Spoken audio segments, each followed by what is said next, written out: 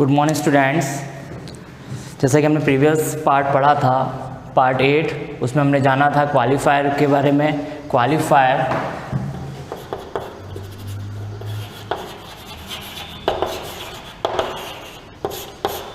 जो कि डिटरमाइन का पार्ट है, इसमें हमने जाना था अ लिटल,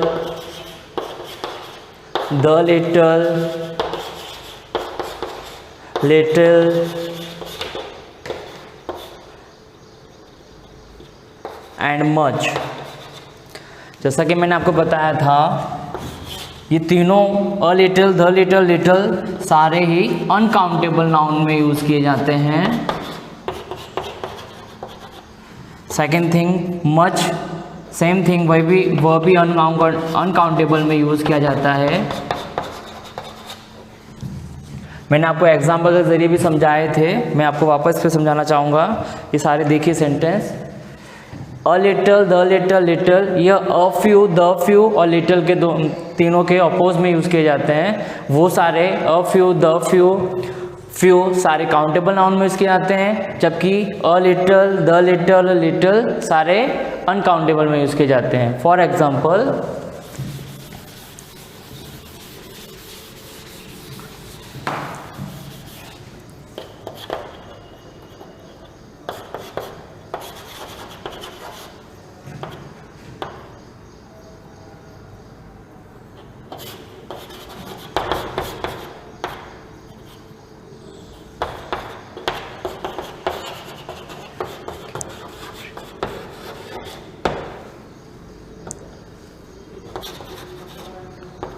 टू कप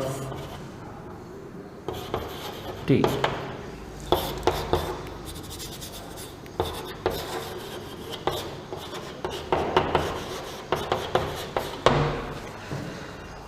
आप इस एग्जाम्पल को देखिए, I have dash milk so I can prepare 2 cups tea. अब मैंने ब्रैकेट में आपको अ फ्यू और अ लिटल दे रखा है। अब हमें ब्रैकेट में पहचानना है कि अ फ्यू का यूजर्स काउंटेबल नाउन में किया जाता है, जबकि अ लिटल का यूजर्स अनकाउंटेबल नाउन में किया जाता है। जब हमें जैसे हमारा ये जो नाउन है मिल्क, तो हमारे अंडरस्टैंडिंग में ये होना चाहिए कि मिल्क क्या है, एक अनकाउंटेबल नाउन होने के चलते, तो मैं यहाँ ब्लैंक में क्या फिलअप करूँगा, अ लिटल। ठीक है, नेक्स्ट सेंटेंस देखिए आप,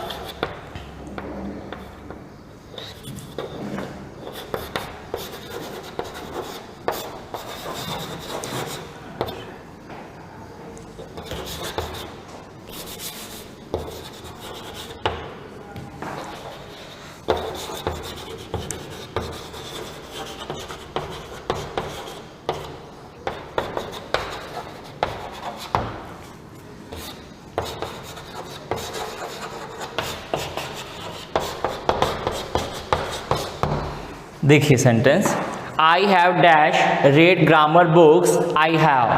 ठीक है, आपको ब्रैकेट में मैंने वर्ड्स दे रखे हैं, ब्रैकेट में द फ्यू और द लिटिल, सेम वही चीज़ है आपके सामने देखिए। द फ्यू काउंटेबल नाउन में यूज़ किया जाता है, जबकि द लिटिल अनकाउंटेबल में यूज़ किया जाता है। तो हमारे यहाँ पे हमारा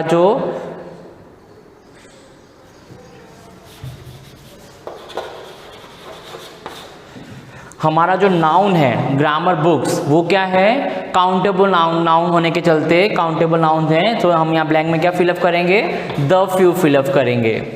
ठीक है, तो मैं ये बताना चाहूँगा आपको कि the little, the few, little, a few, a little. अब इन दोनों के ऑपोज में देख लीजिए, आपको ये समझ में आना चाहिए कि काउंटेबल नाउन का यूज़ कहाँ होता है और अनकाउंटेबल का यूज़ कहाँ होता है। काउंटेबल में अ फ्यू, द फ्यू, फ्यू का यूज़ होता है, जबकि अनकाउंटेबल में अ लिटिल, द लिटिल और लिटिल का यूज़ होता है। अंडरस्टूड। अब नेक्स्ट पार्ट पढ़ेंगे, काइंड्स ऑफ डिटरमिनर का है वो पार्ट्स। लास्ट था जैसे इनडिफिनिट। इनडिफिनिट में से for example, none can do it,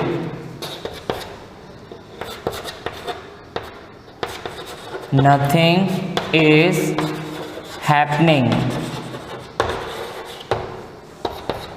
somebody is calling me, अभी इनडिफिनिट्स क्या हैं?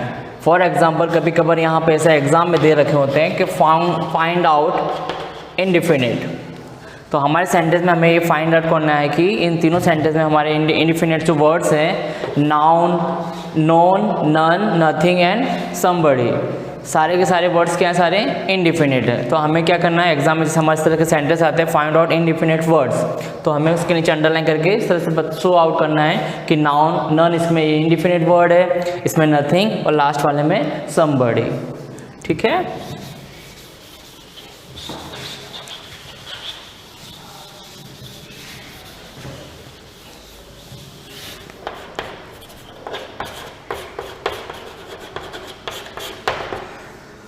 अब हम नाउन भी डिस्कस करते हैं। जैसा कि हमने प्रीवियस क्लास में भी देखा था कि नाउन हमने बहुत बार पढ़ा हुआ है, फिर भी हमारे जो एग्जाम में सेंटेंस आते हैं वो नाउन के किस टाइप्स के सेंटेंस आते हैं? For example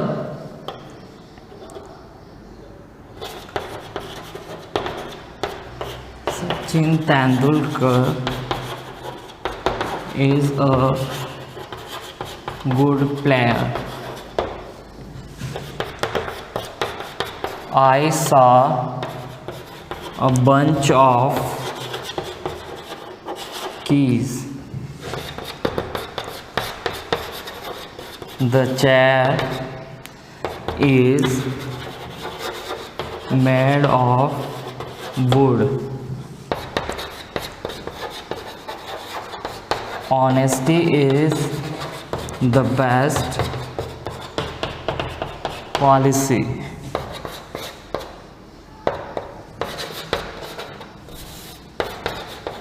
A flock of sheep is grazing out in the field. जैसा कि हमें पता है नाउन के the name of person, place, thing and animal is called noun.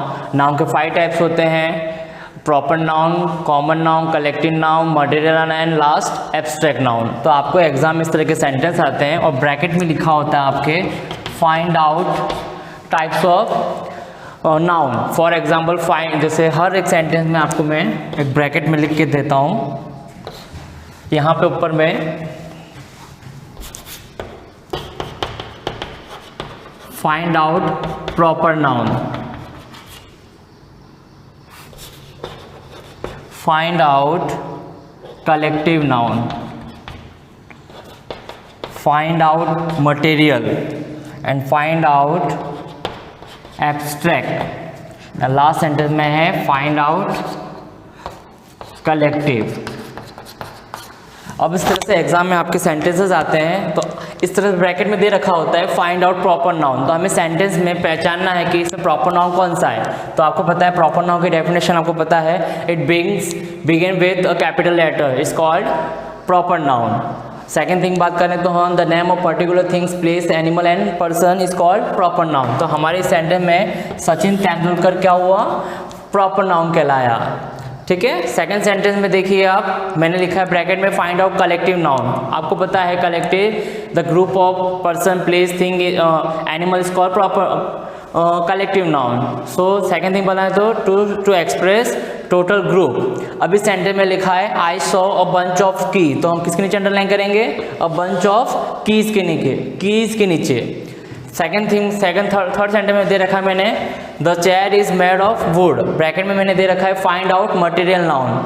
Material the form of mass to express in this sentence. तो mass का मतलब होता है द्रव्य, पदार्थ। तो इस सेंटेंस में दे रखा है कि the chair is made of would, तो इसके किसके नीचे अंडरलाइन करेंगे हम? वुड के नीचे, क्योंकि इसमें इस सेंटेंस में मटेरियल नाउन एक्सप्रेस कर रहा है वुड। नेक्स्ट सेंटेंस में मैंने लिखा है find out abstract noun. Abstract noun आपको पता है to represent quality, feelings, emotions, ideas for. तो इस सेंटेंस में दे रखा है फाइंड ऑफ एब्स्ट्रैक्ट नाउन। तो इस सेंटेंस में क्या होगा? ऑनेस्टी। ये हमारे सेंटेंस में क्या है? एब्स्ट्रैक्ट नाउन कहलाता है। लास्ट सेंटेंस में देखा find of collective, a flock of sheep grazing out in the field. तो हमें पता है इस सेंटेंस में क्या है? अ फ्लॉक ऑफ शेप क्या है? कलेक्टिव नाउन था। तो एग्जाम में इस तरह के नाउन के सेंटेंस पूछे जाते हैं। ठीक है, हाँ। नेक्स्ट हमारा पार्ट था प्रोनाउन। अब प्रोनाउन का सेंटेंस देखिए आप।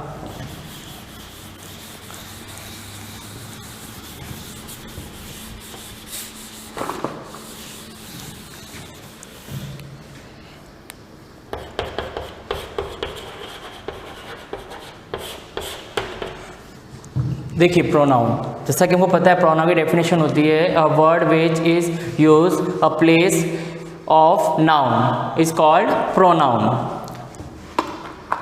अब एग्जाम में प्रोनाउन किस तरह के सेंटेंस पूछे जाते हैं वो आप एग्जाम्पल जरिए समझिए।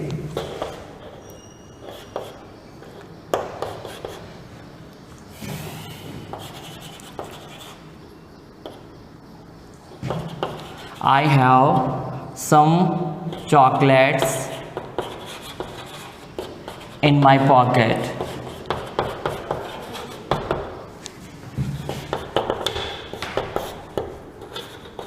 Sita sang herself.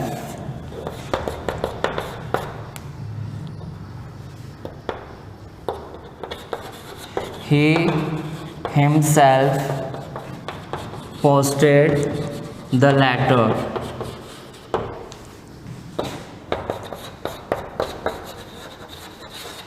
They are doing their works. अब मैंने आपको 4 एग्जाम्पल दिए हैं, यहाँ देखिए। फर्स्ट सेंटेंस है I have some chocolates in my pocket. अब प्रोनाउन के अलग अलग टाइप्स होते हैं। फॉर एग्जांपल हम देखें तो personal pronoun, reflexive pronoun, relative pronoun, indefinite pronoun, demonstrative pronoun, distributive pronoun, इस तरह के बहुत सारे टाइप्स होते हैं। पर एग्जाम में मोस्टली हमारे जो पूछे जाते हैं सेंटेंस, एक तो पर्सनल और एक रिफ्लेक्सिव। तो मैंने आपको यहाँ पे रिफ्लेक्सिव पर्सनल के एग्जाम्पल दिए हैं। For example personal pronoun, find out personal pronoun, find out reflexive, find out reflexive,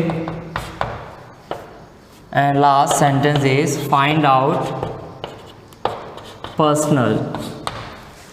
आपको जैसा कि पता है पर्सनल प्रोनाउन में 3 पर्सन एक्सप्रेस होते हैं, मतलब शो होते हैं। फर्स्ट पर्सन में होता है आई और वी, सेकेंड पर्सन में यू, थर्ड पर्सन में ही, शी, इट, दे और एनी नेम।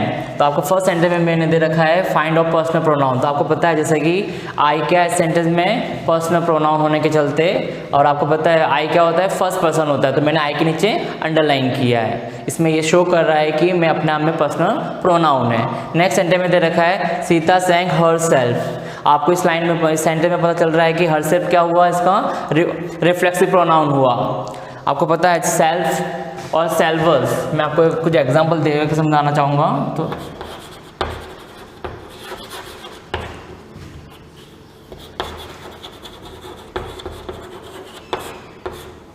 देखिए सेल्फ हमेशा सिंगुलर सब्जेक्ट के साथ यूज़ किया जाता है और सेल्वर्स प्लूरल सब्जेक्ट के साथ यूज़ किया जाता है। ठीक है, तो मैं आपको इस सेंटेंस में देखिए सीता सैंग हर सेल्फ लिखा हुआ, तो हर सेल्फ सेंटेंस में क्या हुआ, रिफ्लेक्सिव प्रोनाउन कहलाता है। Thank you.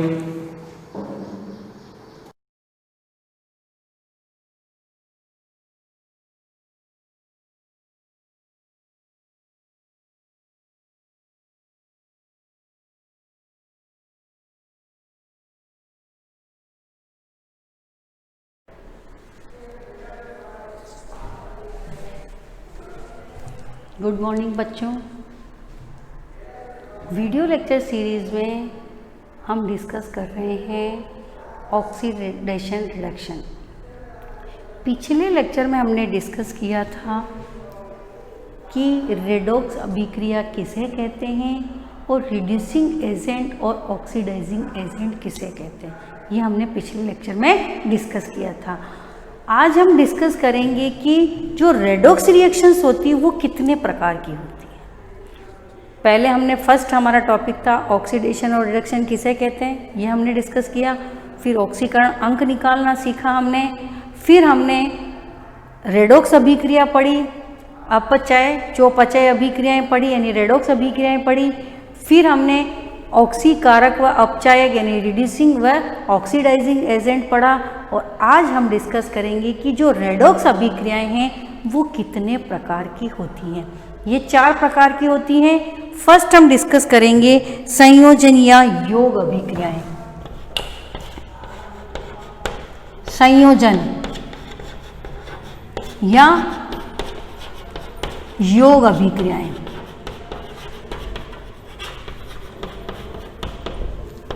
एडिशन रिएक्शन, इसमें कॉम्बिनेशन और एडिशन रिएक्शन, या तो आप संयोजन यानी कॉम्बिनेशन या एडिशन रिएक्शन इंग्लिश में।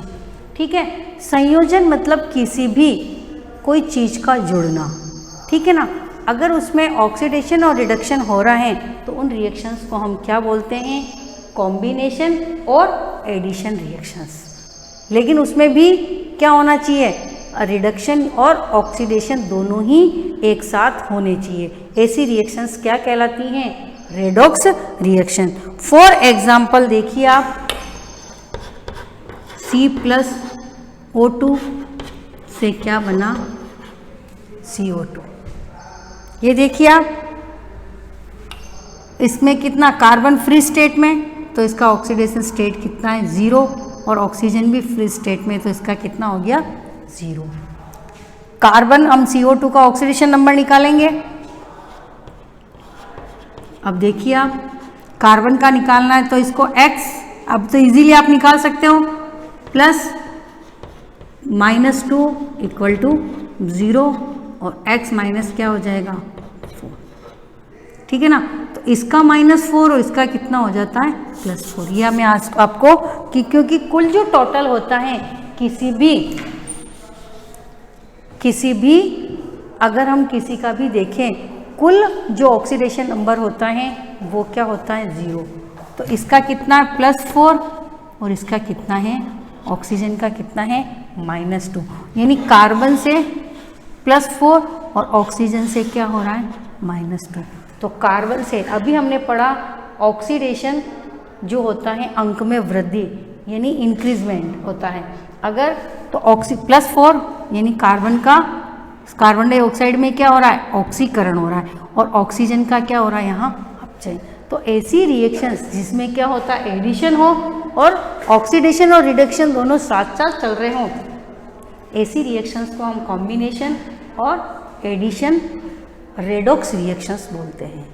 एक एग्जांपल और दे सकते हो आप, जैसे Mg मैग्नीशियम + N2, तो क्या बनता है, Mg3N2।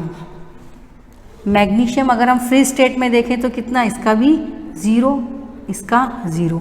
अगर हमको निकालना है मैग्नीशियम का, तो आप इस फॉर्मूला से अपने ऑक्सीडेशन नंबर निकाल चुके हम, तो इसका होता है +2 और इसका आएगा आपके -3। ये हमने अच्छे से ऑक्सीडेशन नंबर निकाल लिए। तो देखिए आप, मैग्नीशियम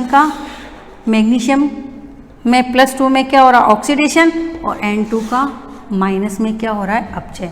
ये आपको बताया था मैंने कि अगर धनावेश ऑक्सीडेशन अंक में क्या होती है, वृद्धि होती है, तो ऑक्सीकरण, और ऑक्सीकरण अंक में अगर कमी होती है तो क्या होता है, रिडक्शन या अपचय। तो ये रिएक्शन आपकी हो गई कॉम्बिनेशन या addition reaction, example of redox reaction. ठीक है, रेडॉक्स ही याद रखना, अपचय योपचय रिएक्शंस थोड़ा बोलने भी आपको टिपिकल लगेगा। संयोजन या योग रिएक्शन, तो आप एग्जाम्पल ये दे सकते हैं, इसकी जगह मैग्नीशियम और ऑक्सीजन लेके भी मैग्नीशियम ऑक्साइड फॉर्म कर सकते हैं, तो भी रिएक्शंस क्या होगी, कॉम्बिनेशन रिएक्शंस होगी। ठीक है, अब हम दूसरी जो रिएक्शंस पढ़ेंगे वो हैं विघटन रिएक्शन, यानी अपघटन या वियोजन अभिक्रियाएं। वियोजन या अपघटन, डिकम्पोजिशन। ठीक है ना, डिकम्पोजिशन रिएक्शन, ये इसमें जोड़ा और उसमें तोड़ना, जस्ट इसका अपोजिट ले सकते हैं। फॉर एग्जाम्पल देखिए आप, अगर किसी चीज में किसी भी अभिक्रिया में एडिशन हो रहा है और क्या हो रहा है, अपचयन और ऑक्सीडेशन हो रहा है, तो उन रिएक्शंस को हम क्या बोलेंगे, कॉम्बिनेशन या एडिशन रिएक्शन, वो भी रेडॉक्स। और अगर अपघटन हो रहा है तो उस रिएक्शंस को भी हम क्या बोलेंगे, जैसे फॉर एग्जाम्पल ये लो आप, KClO3 क्या बनता है, KCl + O2, डिकम्पोजिशन हो रहा है, दूसरा आप NaH ले सकते हैं। देखो मैं आपको बताऊं कैसे होगा। क्या बनेगा? Na प्लस हाफ H2, यही बनेगा। अब देखिए यहाँ पे कितना है +1, यहाँ पे कितना है 0। हाइड्राइड्स में क्या होता है -1, यहाँ पे क्या हो रहा है 0। +1 से 0 अपचयन और -1 से 0 यानी बढ़ोतरी हो रही है, तो क्या हो रहा है ऑक्सीडेशन। सोडियम हाइड्राइड में हमने हाइड्रोजन को -1, मैंने बताया था कि किसी भी हाइड्राइड में हम हाइड्रोजन को क्या लिखते हैं, ऑक्सीकरण कितना मानते हैं -, और एक क्षार धातुओं का +1। तो ये Na से किस में कन्वर्ट हुआ, Na सॉलिड में, तो इसका हो गया 0 फ्री स्टेट में, सॉलिड में बन गया है, आयंस में कन्वर्ट नहीं होता है। और हाइड्रोजन किस में, हाफ H2, यानी क्या हो गया 0। तो आप इजीली बता सकते हैं, अगर इसको 2 ले लें बैलेंस करके तो आप इसको ऐसे भी लिख सकते हैं, ये H2 हो गया। तो Na में क्या हो रहा है, +1 से 0 अपचयन और -1 से 0 क्या हो रहा है, H का H2 में क्या हो रहा है ऑक्सीडेशन। KClO3 KCl, आप देखिए K+, इसका तो यहाँ पे भी प्लस है और यहाँ पे भी प्लस है, कोई चेंज नहीं। यहाँ पे देखिए आप ऑक्सीजन का कितना -2 आप निकालोगे तो ऑक्सीजन का कितना आएगा -2। आप देखिए निकाल सकते हैं आप KClO3, K का निकालोगे +1, इसका अगर x और -6 = 0, x = कितना +5, तो देखो Cl का +5 और ऑक्सीजन का कितना आएगा -2। यहाँ पे Cl कितना -1 और यहाँ पे कितना है 0। अब तो इजीली आप ऑक्सीकरण अंक निकाल सकते हो। तो देखो मैंने KClO3 में हर तत्व का, हम किसी भी तत्व का ऑक्सीकरण अंक निकाल सकते हैं। अगर आपको इसका निकालना है तो भी आपको इसका निकाल सकते हो, इसका निकालना है तो भी आप निकाल सकते हो। देखो क्षार धातुओं का +1, इसका निकाला +5 और ऑक्सीजन का हम जनरली कितना लेते हैं -2। तो यहाँ से +5 से क्या हो रहा -1, ऑक्सीकरण अंक में क्या हो रही कमी, तो क्या हो रहा अपचयन, और -2 से क्या हो रहा है 0, यानी क्या हो रहा है ऑक्सीकरण। तो ऑक्सीकरण अंक में वृद्धि और ऑक्सीकरण अंक में कमी। तो ये रिएक्शंस आपके क्या हो गई वियोजन। फर्स्ट हो गई संयोजन और सेकंड हो गई आपके वियोजन। थर्ड है डिस्प्लेसमेंट रिएक्शन, प्रतिस्थापन अभिक्रियाएं। प्रतिस्थापन अभिक्रियाएं मतलब एक की जगह हमको दूसरे को बिठाना, एक हटा के हमको दूसरे को बैठाना, वो रिएक्शंस क्या कहलाती हैं, प्रतिस्थापन रिएक्शंस कहलाती हैं। प्रतिस्थापन रिएक्शंस भी 2 प्रकार की होती है, धातु विस्थापन और अधातु विस्थापन। तो थर्ड पढ़ेंगे हम विस्थापन या डिस्प्लेसमेंट रिएक्शन, विस्थापन अभिक्रियाएं।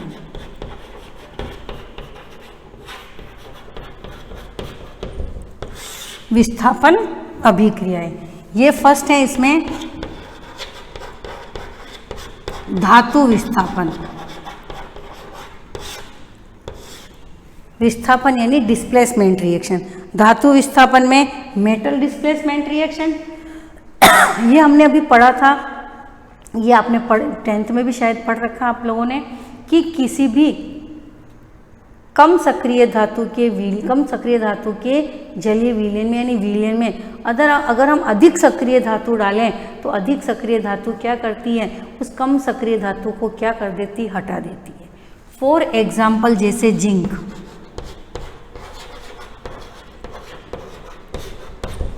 जिंक की छड़ है, उसको हम कॉपर सल्फेट सॉल्यूशन में डाल दो, कॉपर सल्फेट का सॉल्यूशन नीले रंग का होता है। अगर जिंक की छड़ को उसमें डाल दो तो ये कॉपर की जो होती है वो उस पर क्या हो जाती है, वो नीली हो जाती है और सॉल्यूशन क्या हो जाता है, लाइट हो जाता है। ऐसा क्यों होता है, क्योंकि ये जो अधिक सक्रिय जिंक क्या है, कॉपर से अधिक सक्रिय है। ये एक पूरी सीरीज है, ये पूरी एक सीरीज बना रखी है कि हाइड्रोजन की तुलना में कौन अधिक सक्रिय है और हाइड्रोजन की तुलना में कौन कम सक्रिय है, उनकी पूरी एक सीरीज है। उसी के अकॉर्डिंग पूरी सीरीज बना रखी है कि कौन धातु अधिक सक्रिय है। जैसे हमारे घर में सबसे बड़े दादाजी होते हैं, फिर बड़े पापा, है ना, वैसे ही यहाँ पर भी सबसे अधिक सक्रिय धातु, फिर उससे कम, फिर उससे कम, फिर उससे कम, फिर ऐसी पूरी एक क्या बना रखी, सीरीज बना रखी है। इसको इलेक्ट्रॉनिक सीरीज बोलते हैं। उसके अकॉर्डिंग जिंक कॉपर से क्या है, अधिक सक्रिय है। तो जिंक क्या करती है, अगर जिंक की छड़ को कॉपर सल्फेट में डाल दो तो क्या हो जाता है, जिंक क्या करती है, कॉपर को निकाल देती है और खुद क्या हो जाती है, उसकी जगह आ जाती है। यानी जिंक ने क्या कर दी, कॉपर की जगह ले ली और कॉपर को क्या कर दिया, रिमूव। अधिक सक्रिय धातु कम सक्रिय धातु को उसके विलयन में से क्या कर देती है, विस्थापित कर देती है, हटा देती है। तो इस रिएक्शंस को हम बोलते हैं मेटल डिस्प्लेसमेंट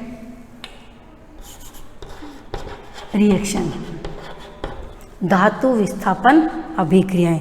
अधिक सक्रिय धातु कम सक्रिय धातु को उसके विलयन में से विस्थापित कर देती है।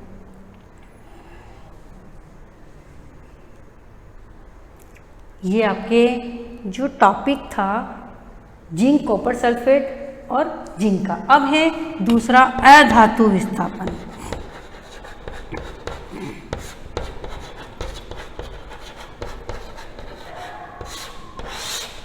अधातु विस्थापन, अधातु विस्थापन में क्या होता है कि अगर हम किसी अधातु को लें, यानी इसमें तो अपने क्या लिया, धातु को लिया, वैसे ही अधातु में हम क्या ले सकते हैं, जैसे अधिक क्रियाशील धातुएं होती हैं, ठंडे जल से क्रिया करके क्या करती थी, हाइड्रोजन को विस्थापित, यानी अधातु को निकालती है।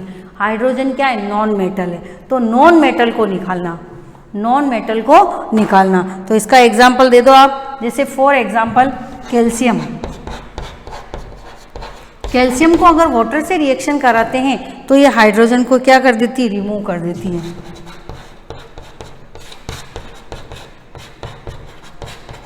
चाहो तो यहाँ पे क्या कर दो, बैलेंस कर दो, यहाँ 2H2O कर दो तो क्या हो जाएगा, बैलेंस हो जाएगी रिएक्शन। तो किसी भी मेटल को अगर हम ऐसे रिएक्शन कराते हैं वाटर के साथ तो क्या बन जाती है, हाइड्रोजन रिमूव हो जाती है। यानी कि अधातु को विस्थापित कर दिया, हाइड्रोजन को रिमूव कर दिया। हाइड्रोजन को रिमूव करना क्या कहलाता है, हाइड्रोजन को इसमें से निकालना क्या कहलाता है, नॉन मेटल डिस्प्लेसमेंट रिएक्शन। इसमें भी रिडक्शन हो रहा है, आप देख सकते हैं कैल्शियम का कितना, यहाँ पे 0, यहाँ पे हाइड्रोजन का +1, ऑक्सीजन का कितना -2। यहाँ कैल्शियम का कुछ नहीं है, यहाँ +2 ही है। और यहाँ पे अगर देखा जाए तो हाइड्रोजन का कितना 0 और ऑक्सीजन का अपन यहाँ पे देखा जाए तो कितना होगा, -2 ही होगा, और हाइड्रोजन का भी +1। अगर हमको अलग से खोल के इनके ऑक्सीडेशन नंबर देखेंगे तो हम इजीली बता सकते हैं। तो इधर देखिए आप, 0 से क्या हो गया, +2, यानी कैल्शियम का +2 में क्या हुआ, ऑक्सीडेशन। और ये देखिए आप, +1 से हाइड्रोजन किस में हो गई, 0 में, तो क्या हो गया, अपचयन। लेकिन क्या निकली, हाइड्रोजन। तो रिएक्शंस कौन सी होगी, नॉन मेटल डिस्प्लेसमेंट रिएक्शंस। आपको इतना तो ये इम्पोर्टेंट नहीं है, वैसे ये मैं आपको केवल जनरली समझा रही हूँ कि जो रिएक्शंस होती है वो किस टाइप्स की होती हैं, जो रेडॉक्स रिएक्शंस होती है वो किस किस टाइप्स की हो सकती है। तो हमने पढ़ा एक डिस्प्लेसमेंट रिएक्शंस, डिस्प्लेसमेंट यानी विस्थापन अभिक्रियाएं, उसमें मेटल डिस्प्लेसमेंट यानी धातु विस्थापन, जिसमें मैंने आपको बताया था, ये देखो 0 से क्या हो गया, +2 और +2 से क्या हो गया, 0। तो ऐसी रिएक्शन जिसमें क्या हो रहा है, मेटल का डिस्प्लेसमेंट हो रहा है, यानी जो मोर एक्टिव मेटल है वो जो होती, जो लेस रिएक्टिव मेटल होती है उसको क्या करती है, उसके सॉल्यूशन में से रिमूव कर देती है। ठीक है ना, जिंक की जगह क्या आ गया, जिंक, और कॉपर की जगह क्या आ गया, जिंक, और जिंक की जगह क्या आ गया, कॉपर, यानी हटा दिया, एक एक्सचेंज हो। यहाँ देखिए कैल्शियम है, मेटल है, वो क्या कर रही है, हाइड्रोजन को हटा रही है। तो ये कौन सी रिएक्शन होगी, अधातु विस्थापन, यानी कि क्या कौन सी रिएक्शन हो गई, नॉन मेटल डिस्प्लेसमेंट रिएक्शन। ये आपके 3 टाइप की रिएक्शन है। नेक्स्ट आपके रिएक्शन हैं वो होती हैं, अलग सी रिएक्शन है वो हम डिस्कस करेंगे, असमानुपातन अभिक्रिया, वो हम नेक्स्ट लेक्चर में डिस्कस करेंगे। थैंक यू बच्चों।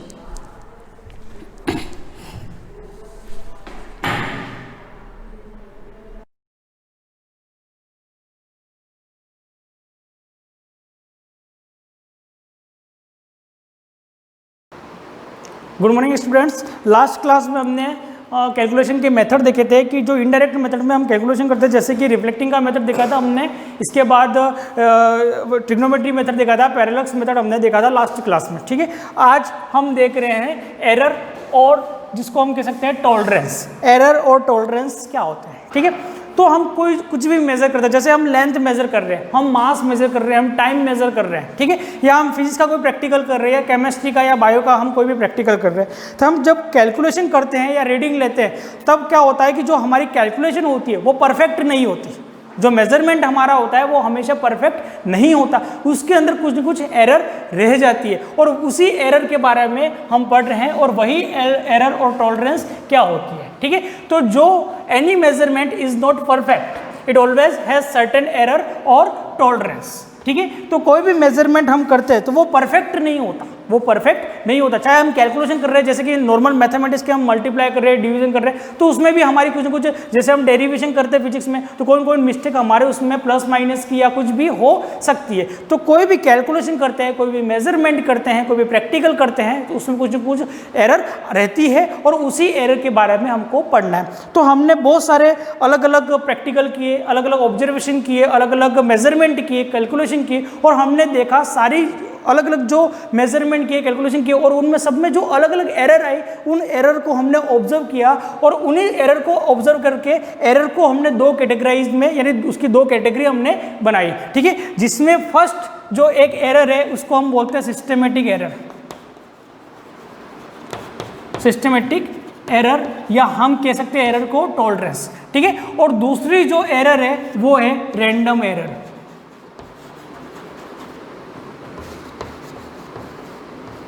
Random error. ठीक है, तो एक एरर हमने कौन सी बनाई, एक ग्रुप एरर का हमने बनाया जिनको हम बोलेंगे सिस्टमेटिक एरर, और एक जो दूसरा हमने एरर का ग्रुप बनाया जिसको हम बोलेंगे रैंडम एरर। ठीक है, अब ये जो सिस्टमेटिक एरर जो होती है वो किन किन कारणों से होती है, तो सिस्टमेटिक एरर को भी हमने अलग अलग भाग में बांट दिया। तो जिसमें पहली है इंस्ट्रूमेंटल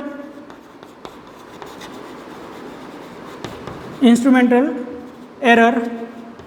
ठीक है, अब एक तो होगी इंस्ट्रूमेंटल एरर होगी, दूसरी होगी कि इंस्ट्रूमेंटल एरर अब क्या होती है। तो इंस्ट्रूमेंटल एरर क्या होती है कि जैसे हम कोई रीडिंग ले रहे हैं, कोई टेम्परेचर वाला थर्मोमीटर है हमारे पास, ठीक है, अगर उस थर्मोमीटर के अंदर डिफेक्ट है तो रीडिंग सही नहीं आएगी, रीडिंग सही नहीं आएगी। तो वो जो एरर है उन एरर को हम बोलेंगे इंस्ट्रूमेंटल एरर। यानी कोई भी रीडिंग हम ले रहे हैं, कोई भी ऑब्जर्वेशन ले रहे हैं, और उस ऑब्जर्वेशन के लिए जो जो इंस्ट्रूमेंट हम यूज़ कर रहे हैं, जो जो हम स्टैंडर्ड डिवाइस हम यूज़ कर रहे हैं, और उन डिवाइस के कारण जो एरर आएगी उन एरर को हम बोलते हैं इंस्ट्रूमेंटल एरर। कौन सी एरर बोलते हैं हम? इंस्ट्रूमेंटल एरर बोलते हैं। दूसरा है टेक्निक एरर। दूसरी जो एरर है वो कौन सी एरर है? Technique error.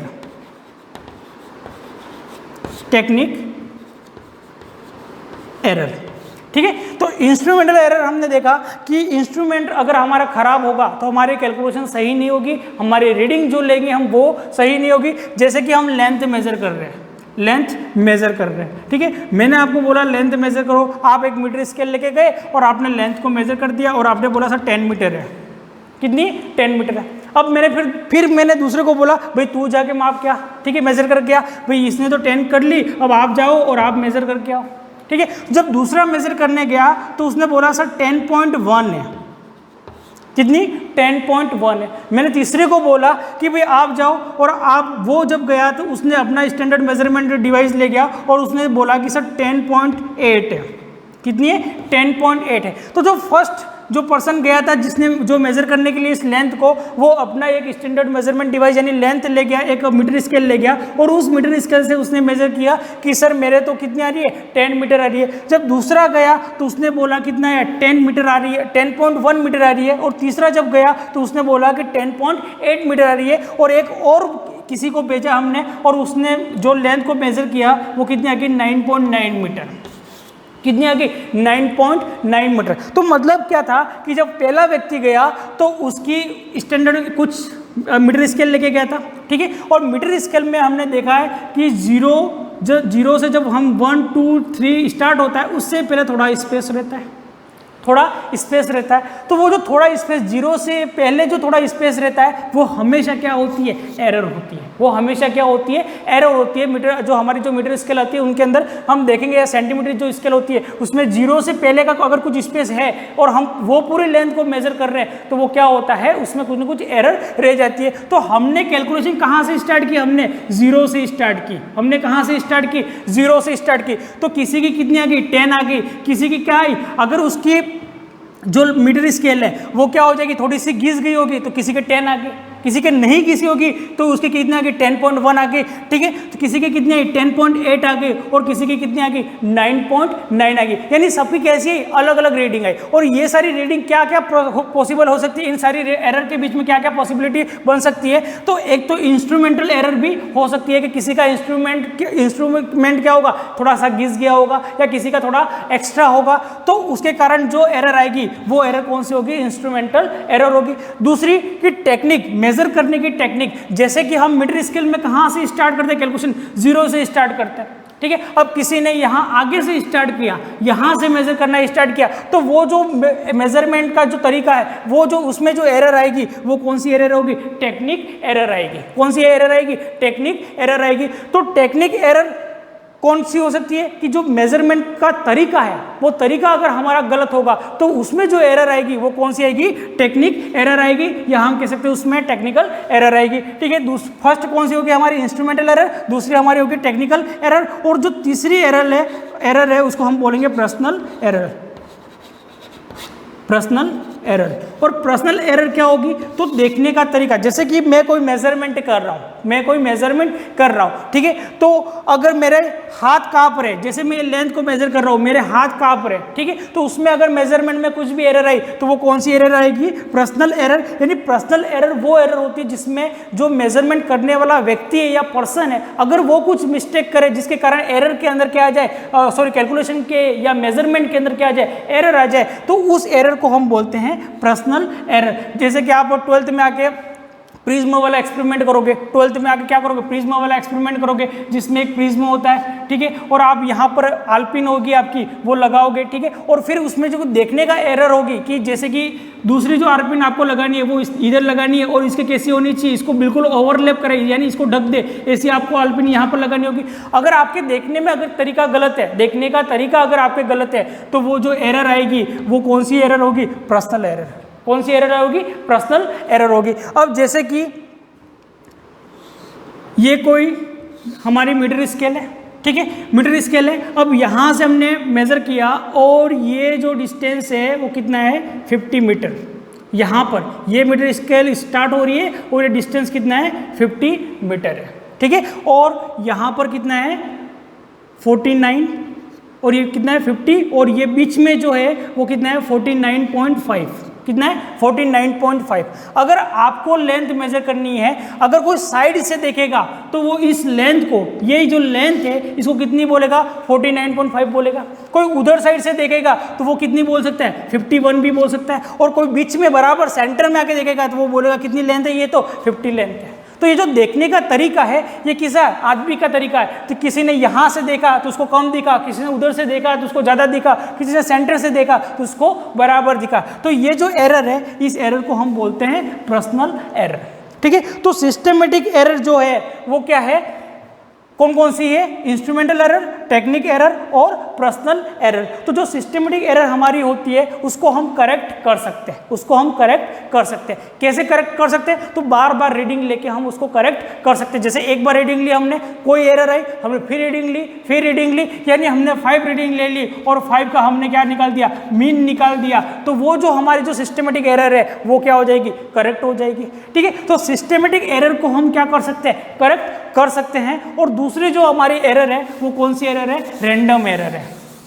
कौन सी होती है, रैंडम एरर, नेमली डिफाइन है, यानी अननोन रीजन, ठीक है, जो कि ऐसी एरर जिसके रीजन हमको पता नहीं है, ठीक है, जो रेंडमली हो जाती है, एरर आ जाती है, उस एरर को हम क्या बोलते हैं, रैंडम एरर, ठीक है, जिसको हम करेक्ट नहीं कर सकते, पर प्रोबेबिलिटी की हेल्प से हम इसको करेक्ट कर सकते हैं, ठीक है। और प्रोबेबिलिटी का मतलब क्या होता है, या तो 50% यानी 50% वाला जो कि प्रोबेबिलिटी आपने पढ़ी होगी अगर 10th क्लास में पढ़ी होगी।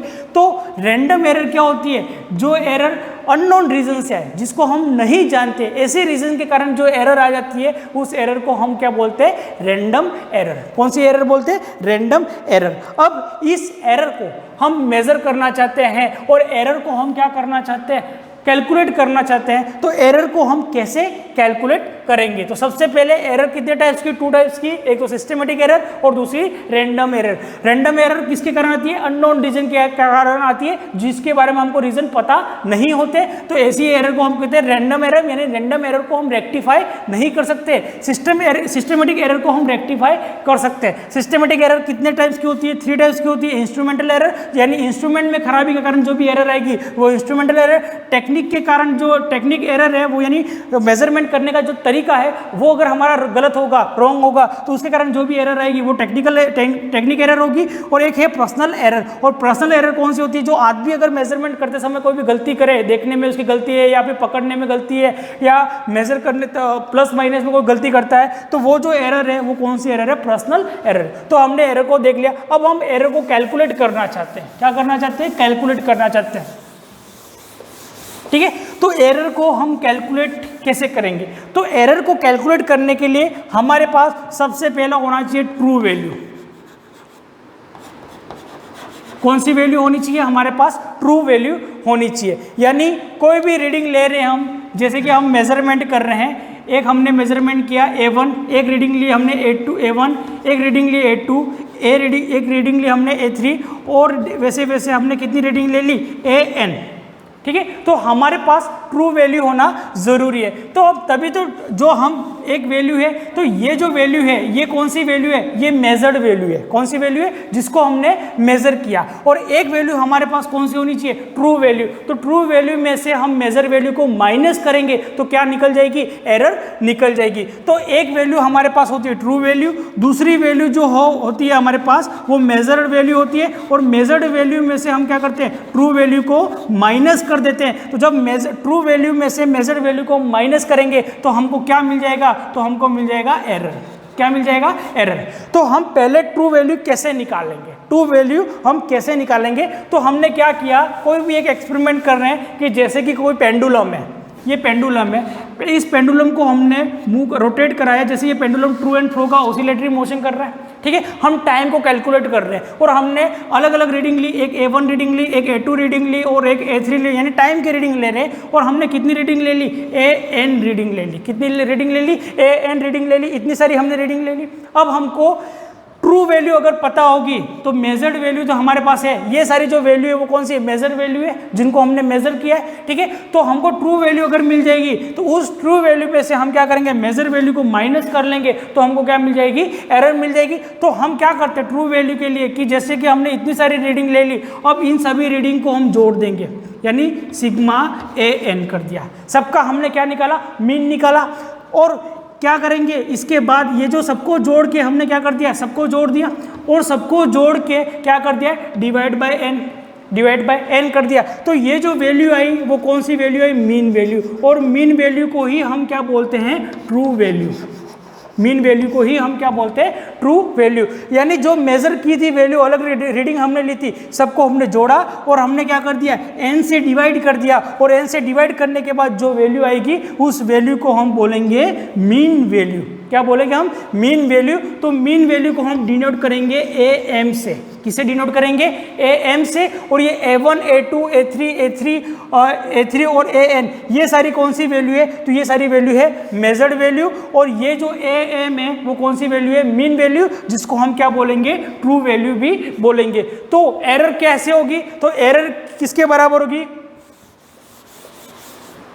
तो एरर का फॉर्मूला क्या बन जाएगा, तो true value minus measured value, ठीक है। तो ट्रू वैल्यू में से हमने मेजर वैल्यू को माइनस कर दिया तो हमको क्या मिल जाएगी, एरर मिल जाएगी, ठीक है। अब ट्रू वैल्यू को हमने कौन सी वैल्यू लिया, मीन वैल्यू ही हमारी क्या होती है, ट्रू वैल्यू होती है। तो हमने फॉर्मूला बना दिया AM, और मेजर वैल्यू कौन सी है, तो मेजर वैल्यू कौन कौन सी है, A1 A2 A3 है। तो ये सपोज हमने A1 ले लिया, तो जो एरर आएगी हमारी वो एरर कौन सी आ जाएगी, एरर के लिए हम करते हैं डेल्टा A1। तो डेल्टा A1 हमारी क्या आ जाएगी, एरर आ जाएगी। दूसरा ऑब्जर्वेशन किया, दूसरे ऑब्जर्वेशन में कौन सी वैल्यू है, A2 वैल्यू है। तो हमने क्या कर दिया, AM माइनस A2, तो जो एरर होगी उसके अंदर वो कितनी आ जाएगी, डेल्टा A2। अब ये एरर है वो प्लस में भी हो सकती है और वो माइनस में भी हो सकती है, ठीक है। पर हमको यहाँ माइनस प्लस नहीं लिखना है, ठीक है, क्योंकि एरर हमेशा एरर होती है। एक एरर यानी एक गलती दूसरी गलती को कैंसिल नहीं कर सकती, यानी गलती हमेशा क्या होती है, एक गलती और दूसरी गलती क्या आपस में जुड़ती ही है, इसलिए हम प्लस माइनस नहीं लेंगे। बाकी यहाँ पर हो सकता है कभी इसकी वैल्यू ज़्यादा होगी, इसकी वैल्यू कम होगी, तो हम जब माइनस करेंगे तो प्लस में वैल्यू आएगी। जब इसकी वैल्यू कम होगी और इसकी वैल्यू ज़्यादा होगी तो जब माइनस करेंगे तो यहाँ पर वैल्यू किस में आएगी, माइनस में आएगी, ठीक है। तो एरर का फॉर्मूला हमने क्या बना दिया, true value minus measured value, ठीक है। और उसी को हम क्या बोलेंगे, जो रिजल्ट आएगा उसी को हम बोलेंगे एरर बोलेंगे, और उसको हम आगे नेक्स्ट क्लास में कंटिन्यूस करेंगे। थैंक यू, धन्यवाद।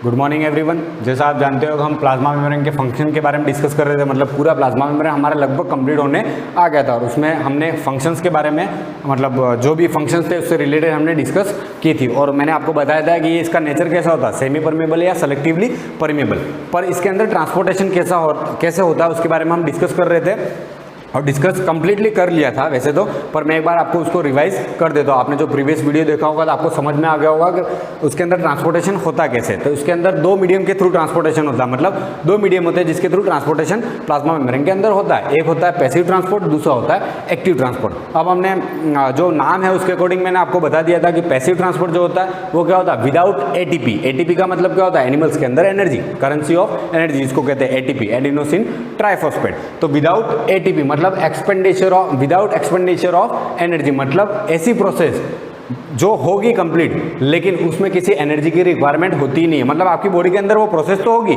लेकिन उस प्रोसेस के लिए किसी एनर्जी की रिक्वायरमेंट होती नहीं है, उसको कहते हैं हम पैसिव ट्रांसपोर्ट। और एक्टिव ट्रांसपोर्ट जो होता है उसमें क्या होता है, तो ये एनर्जी डिपेंडेंट प्रोसेस होती है, मतलब एक्सपेंडिचर ऑफ एनर्जी, ऐसी प्रोसेस जिसमें कोई सब्सटेंस सेल के अंदर जाता है या बाहर निकलता है प्लाज्मा मेम्ब्रेन को क्रॉस करके, तब किसकी रिक्वायरमेंट होगी, एनर्जी की रिक्वायरमेंट होगी, तो उसको हम क्या कहते हैं, एक्टिव ट्रांसपोर्ट कहते हैं।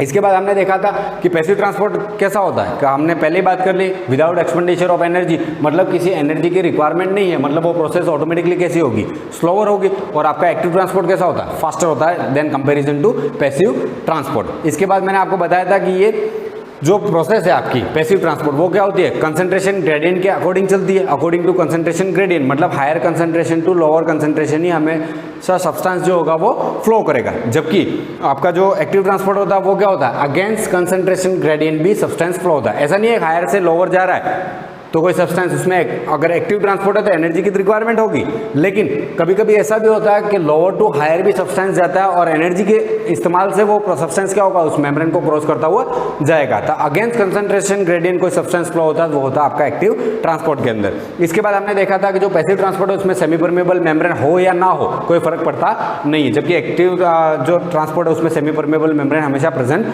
होती है। इसके बाद हमने देखा था कि जो पैसिव ट्रांसपोर्ट होता है it is not affected by any low temperature, absence of O2 या फिर कोई मेटाबॉलिक इनहिबिटर प्रेजेंट हो लाइक साइनाइड, ऐसे कोई सब्सटेंस प्रेजेंट हो तो ये इसके ऊपर कोई इफेक्ट होता नहीं है, मतलब इस प्रोसेस में कोई इफेक्ट आता नहीं है। जबकि आपका एक्टिव ट्रांसपोर्ट जो होता है उसमें अगर ऐसा कोई सब्सटेंस हो, मेटाबॉलिक इनहिबिटर हो जैसे साइनाइड, या फिर टेम्परेचर लो हो या फिर O2 एब्सेंट हो, तो ये एक्टिव ट्रांसपोर्ट जो होता है उसके प्रोसेस में क्या हो जाता है, या तो स्लोअर हो जाता है या उसके ऊपर इफेक्ट आता है। अब मैं बात करूंगा उससे रिलेटेड, जैसे एग्जाम्पल बाकी रह गए थे क्योंकि टाइम की कमी होती है जिसकी वजह से एग्जाम्पल हमारे छूट गए थे। तो जो मैं आपको बता देता हूँ, जैसे आपका पैसिव ट्रांसपोर्ट है, passive transport,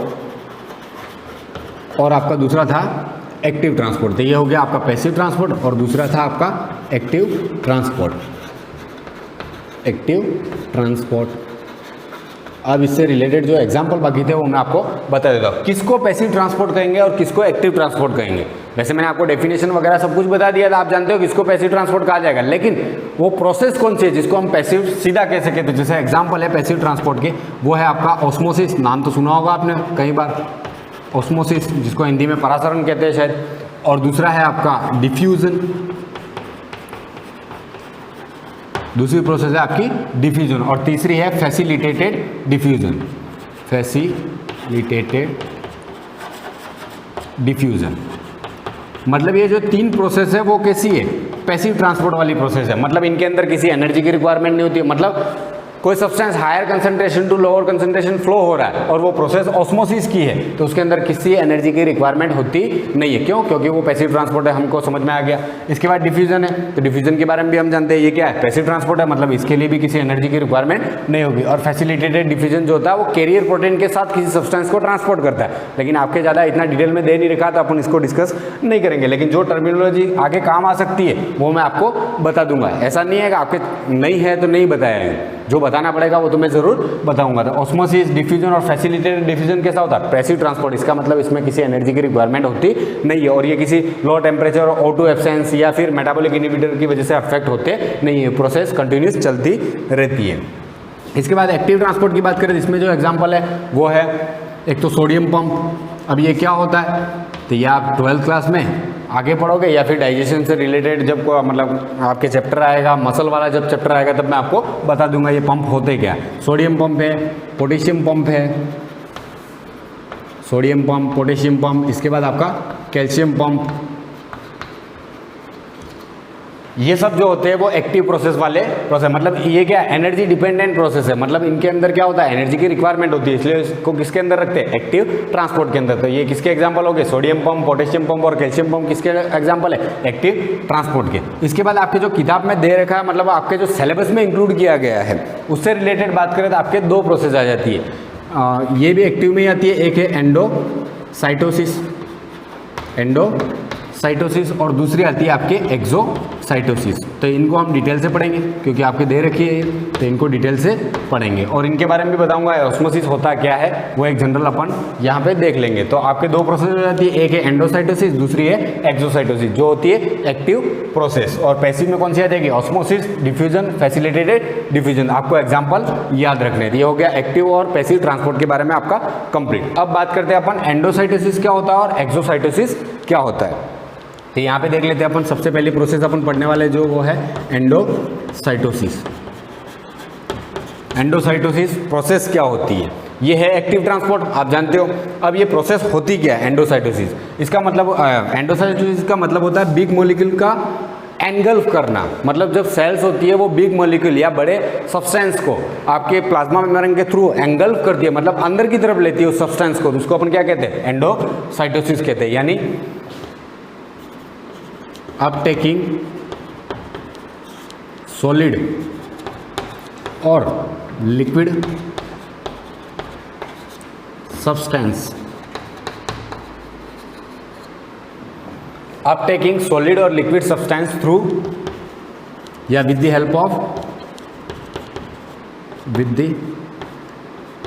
help of plasma membrane is called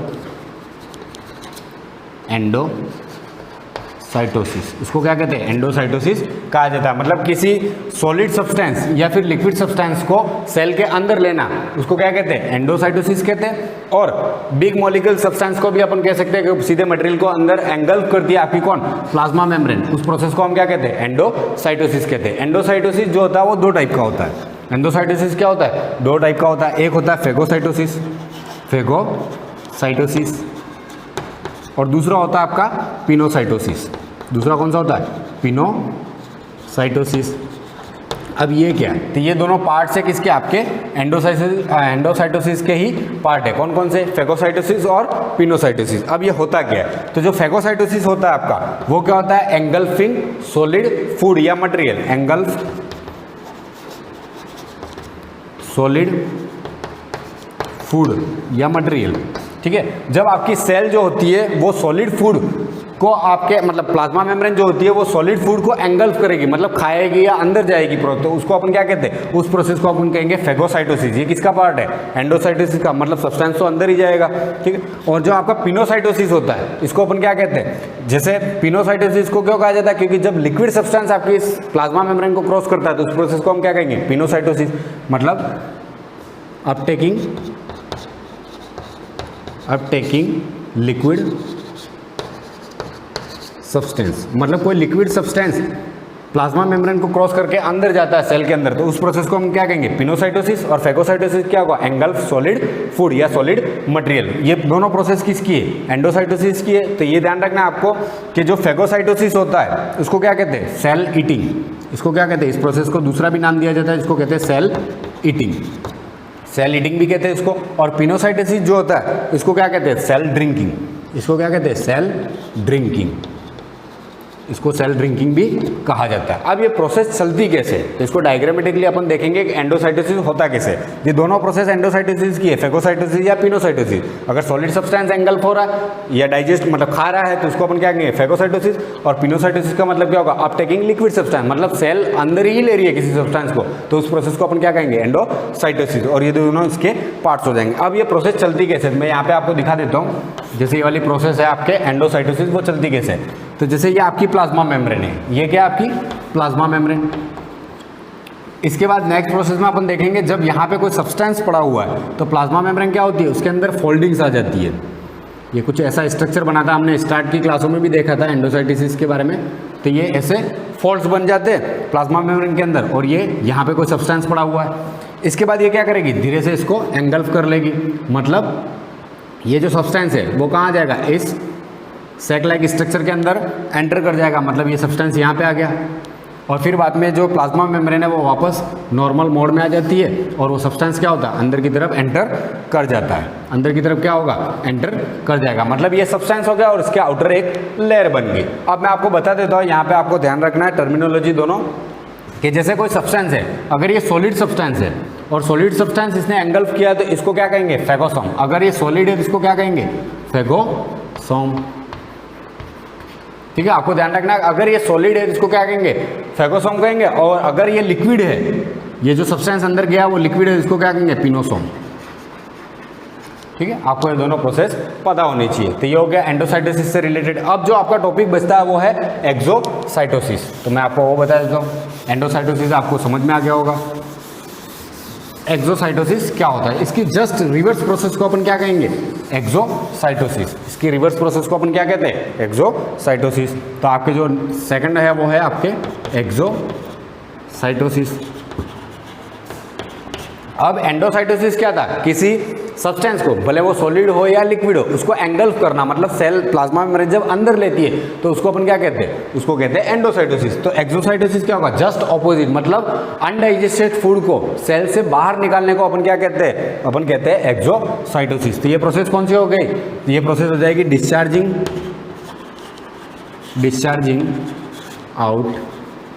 discharging out the undigested food, भले वो लिक्विड हो या सॉलिड हो, उससे कोई मतलब होता नहीं है। लेकिन अपन क्या कर रहे हैं, सेल जो होती है वो क्या करती है, अनडाइजेस्टेड फूड को डिस्चार्ज करती है। डिस्चार्ज मतलब सेल से बाहर निकाल देती है। उस प्रोसेस को अपन क्या कहते हैं, एक्सोसाइटोसिस कहते हैं। अब एक्सोसाइटोसिस के दूसरे नाम भी है, तो आपको ध्यान रखना है एक्सोसाइटोसिस को और क्या कहा जाता है, इसको कहते हैं cell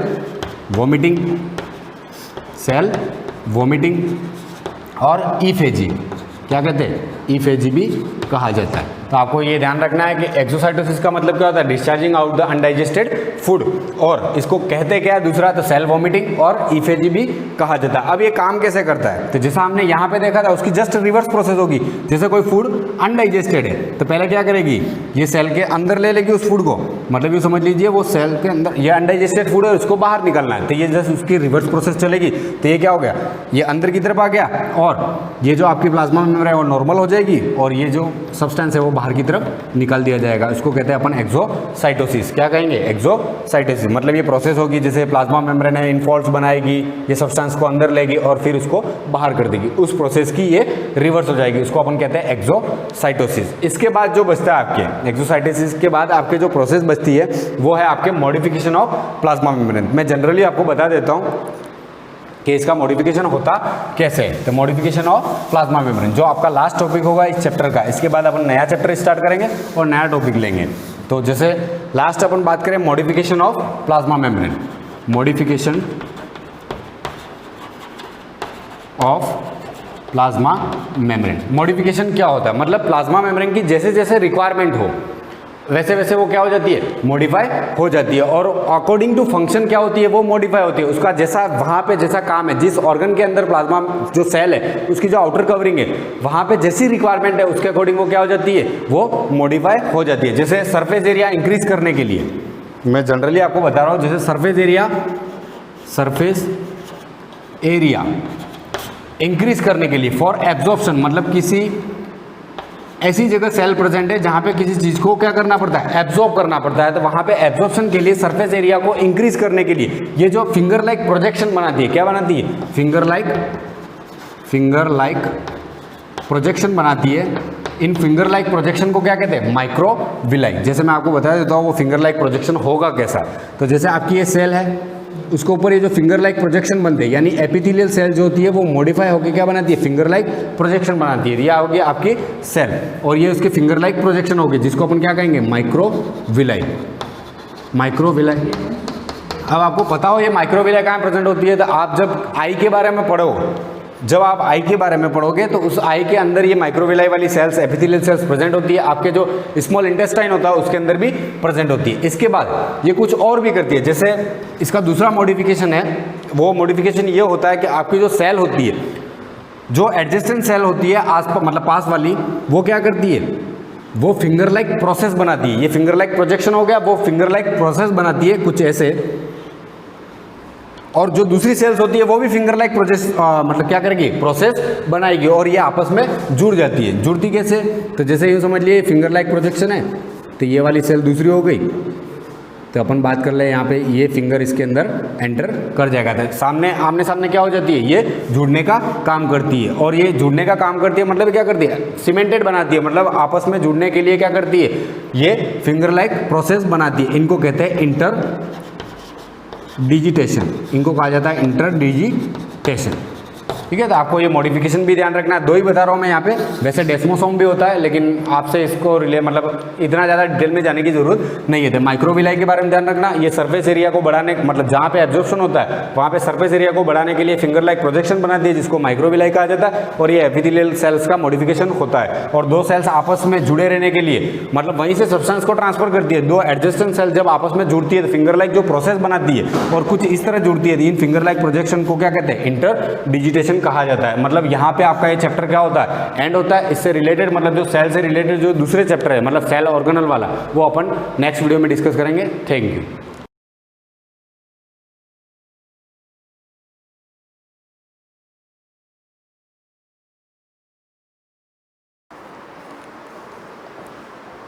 good morning students, welcome to the class. Last हमारा एग्जाम्पल्स ही चल रहा है लेसन नंबर 3 का। आपकी बुक का एग्जाम्पल नंबर 9 है। मे बी ये पॉसिबल है कि अभी जो आपके न्यू बुक्स आई है उसमें एग्जाम्पल नंबर ये 9 ना हो, कोई और नंबरिंग हो, but the question is the same. Last जो क्वेश्चन किया था उसको मैंने एग्जाम्पल नंबर 9 ही कहा था क्योंकि वो एक एक्स्ट्रा एग्जाम्पल आपको बताया था, बुक में नहीं था। तो आपका जो भी कंटिन्यूशन में चल रहा है वो नंबर डाल सकते हैं। But the question is show that tan 3x into tan 2x into tan x that is equal to tan 3x minus tan 2x minus tan x। ये चीज़ आपको प्रूव करनी है, सिद्ध कीजिए कि this thing is equal to this thing. तो हम start करते हैं यहाँ पर प्रूफ हमारा। तो पहला काम क्या किया जाता है? LHS लिया जाता है। वैसे जो अभी तक हमने सीखा है कि या तो LHS लो, सॉल्व इट, RHS आंसर आ जाएगा, या फिर RHS को सॉल्व करो, सॉल्व करेंगे तो LHS आ जाएगा। तो जब हम इस चीज़ को ऑब्जर्व करते हैं तो हमने देखा tan 3x जो क्वेश्चन है वो क्या बन रहा है? tan 3x, यहाँ पर 2x आ जाता है सडनली, देन x आ जाता है। यहाँ पर भी 3x है, 2x है और x है। ये जो पूरा सिचुएशन दे रखा है, इस टाइप का फार्मूला हमने अभी तक नहीं पढ़ा। जितने भी फार्मूलाज पढ़े हैं ऐसा फॉर्मेशन कहीं नहीं था, लेकिन यहाँ पर जब हम ऑब्जर्व करते हैं तो हमको पता चलता है कितने टाइप के एंगल्स हैं। 3x भी है, 2x भी है, x भी है, अगेन 3x भी है, 2x भी है और x भी है। तो क्या क्या चीज़ें हैं बताओ, 3x, 2x एंड x। क्या मुझे कोई बता सकता है कि इन तीनों में क्या कुछ रिलेशन है, क्या कुछ ऐसी चीज़ है जो डिफरेंट है इनमें? मतलब it's like 3x, 2x, x, कुछ स्पेशलिटी है इन नंबर्स में। तो जब हम इनको ऑब्जर्व करते हैं तो हमको पता चलता है 3x, this is 2x, this is x। तो जब ऑब्जर्व करते हैं तो पता चलता है कि अगर तो हम इन दोनों का सम करते हैं तो हमारे पास आंसर क्या आ जाता है, 3x। और सेम क्वेश्चन में 3x भी बन रहा है, 2x भी आ रहा है और x भी आ रहा है। दैट मीन्स कहीं ना कहीं एक ऐसा फार्मूला यूज़ करना है जिसमें हमको 3x भी मिले, 2x भी मिले और x भी मिले। ओके, तो 3x का रिलेशन हमको पता चला, 3x is equal to 2x plus x। आया समझ में ये? अब सब में क्या आ रहा है देखो, tan है, सबका टेंजेंट निकाल रखा है, तो हमको भी ऐसा ही करना चाहिए। हमारे यहाँ जो क्वेश्चन है उसका ना tan ला है, तो अगर हम इंडिविजुअली LHS को सॉल्व करेंगे, उधर RHS को सॉल्व करेंगे, अपना अपना एक वैल्यू लेंगे तो क्वेश्चन बहुत लंबा चला जाएगा। मतलब आंसर तो आएगा वहाँ पर, आप tan 3x का फॉर्मूला लगाओगे, इधर tan 2x का फॉर्मूला मल्टीप्लाई करोगे, फिर माइनस करोगे, ये सब बहुत लंबा प्रोसीजर हो जाएगा। तो उससे ईजी ये रहता है कि एक ऐसा फॉर्मूला यूज़ किया जाए जिसमें 3x भी मिले, 2x भी और x भी। तो हमने देखा 3x, 2x, x सबका टेंजेंट निकाल रखा है, तो हम इसका भी टेंजेंट निकालेंगे। तो हम क्या करेंगे, tan 3x is equal to, दोनों साइड का टेंजेंट ले लेते हैं तो इस चीज़ को लिखा जा सकता है tan 2x प्लस x। लिख सकते हैं ऐसा।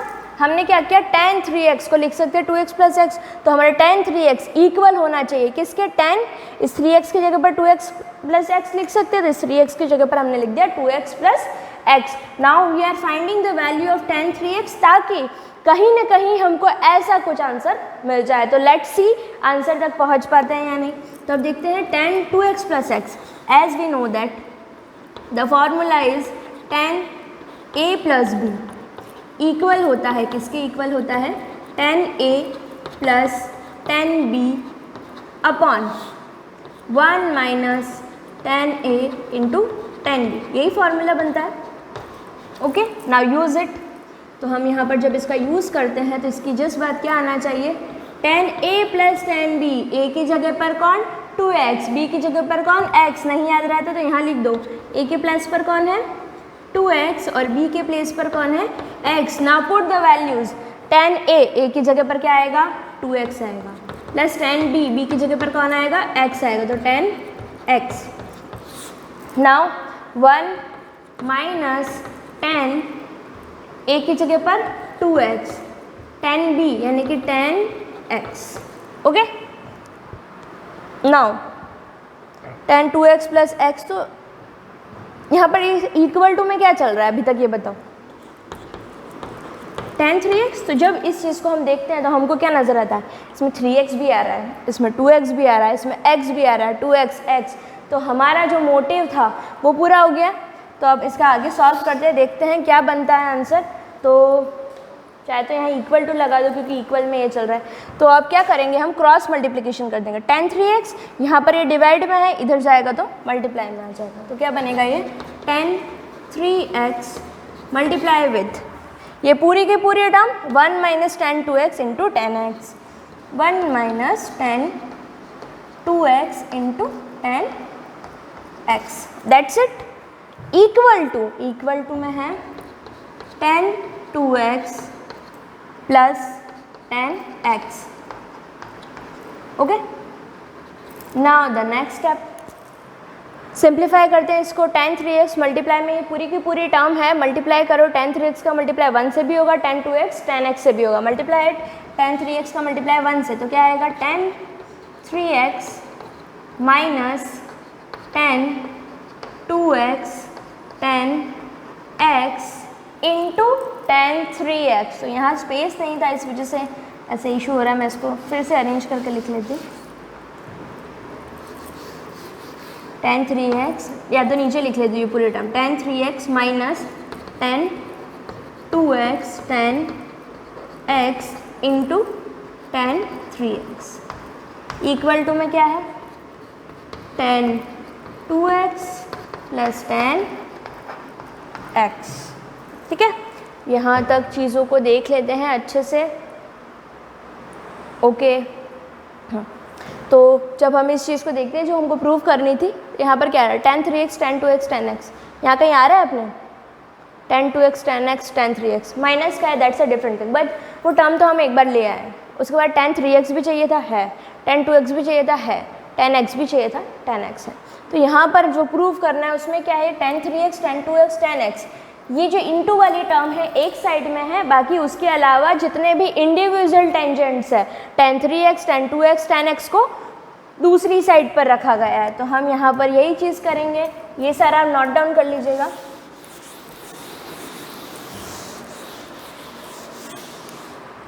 उसके बाद क्या होगा देख लो, यहाँ पर देखो tan 3x माइनस ये है, हमको एक साइड में करना है tan 2x tan x tan 3, ये नेगेटिव है तो क्यों ना उसको उधर लेके चले जाए और बाकी सबको एक साथ इधर ले लेते। तो tan 3x जहाँ पर बैठा था वहीं का वहीं रखा है हमने, इसमें किसी टाइप का कोई चेंज नहीं किया है, इसको हम उधर ट्रांसफ़र करेंगे।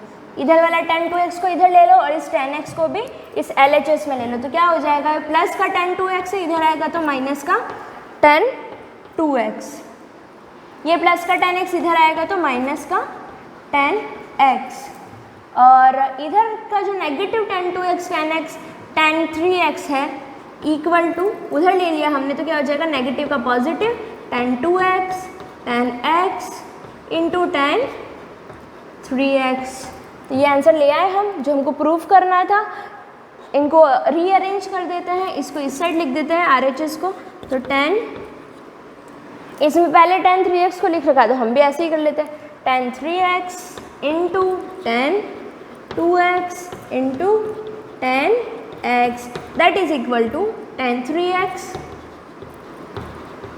Minus tan 2x minus tan x। यही चीज़ प्रूफ करनी थी, प्रूफ कर ली हमने। Now LHS is equal to RHS has proved. ठीक है, तो इस क्वेश्चन में ये था कि हम LHS लेके भी नहीं चले, RHS लेके भी नहीं चले, बस देखा कि LHS को सॉल्व करने तो बहुत लंबा जाने वाला है, तो हम देखें कोई ऐसा फार्मूला यूज़ करें जिसमें तीनों एंगल्स मिल जाए। तो हमने tan 2x का फार्मूला लगाया, sorry tan a plus b का फार्मूला लगाया। हमको 3x भी चाहिए था, 2x और x भी चाहिए, रिलेशन मिल गया था।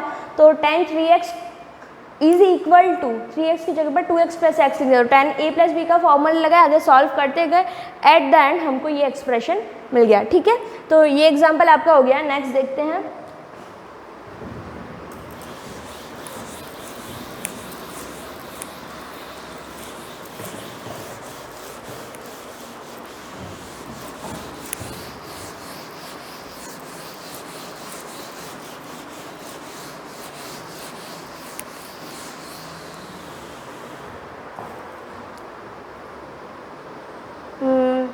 जैसे आपके बुक का एग्जाम्पल नंबर 10 है ये।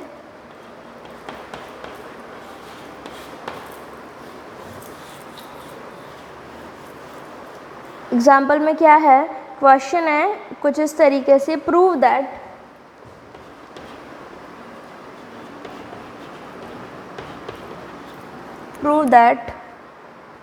cos 7x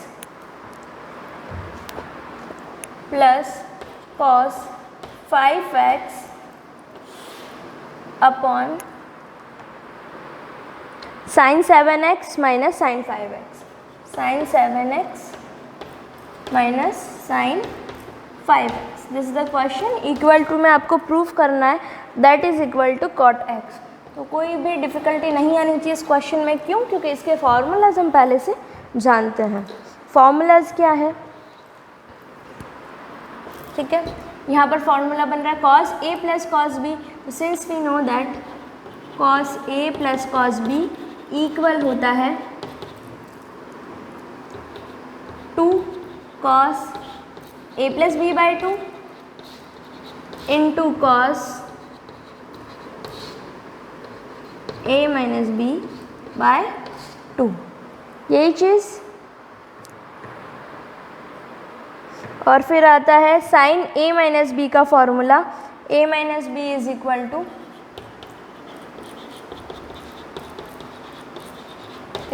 to two cos